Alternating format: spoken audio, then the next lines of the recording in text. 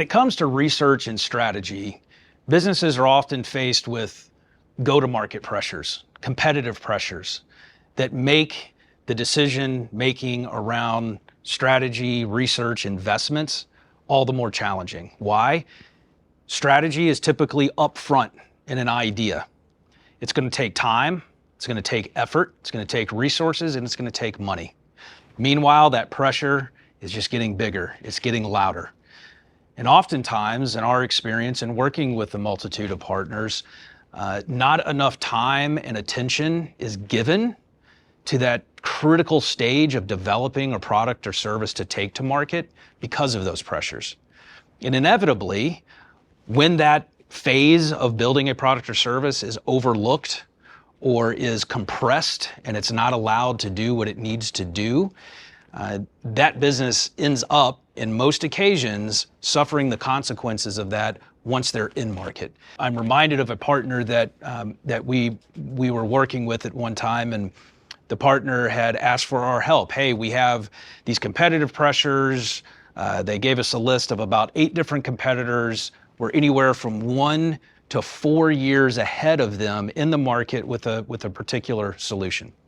And their stakeholders, their shareholders, their leadership was putting and exerting just a tremendous amount of pressure to go fix it now, fix it now. We're reporting earnings every quarter. We got to have an answer now. We got to have a response now.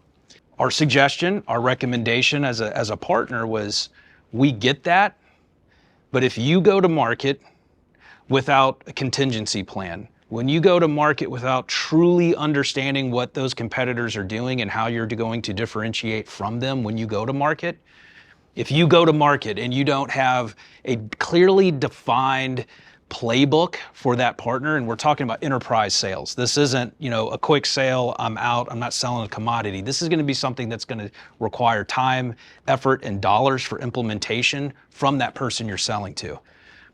So for that person to make a buying decision, they need to understand what they're buying, why it's better, why it's different, what are the opportunity costs of working with you or not working with you. If I do work with you, what happens after I sign a contract? How long is the implementation? Who am I going to be working with? What do I need to have prepared?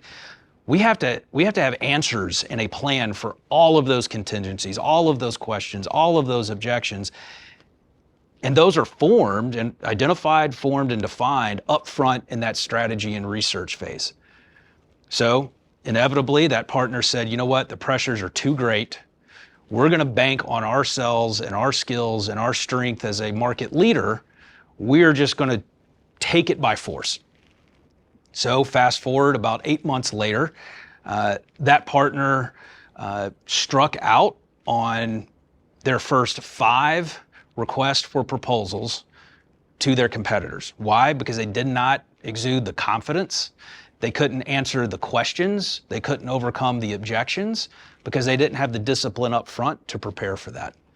So again, that's just a very personal example that I've been close to in previous work that I think really illustrates why it is so critical to fight those urges to move and move now, to take the discipline up front before you go to market.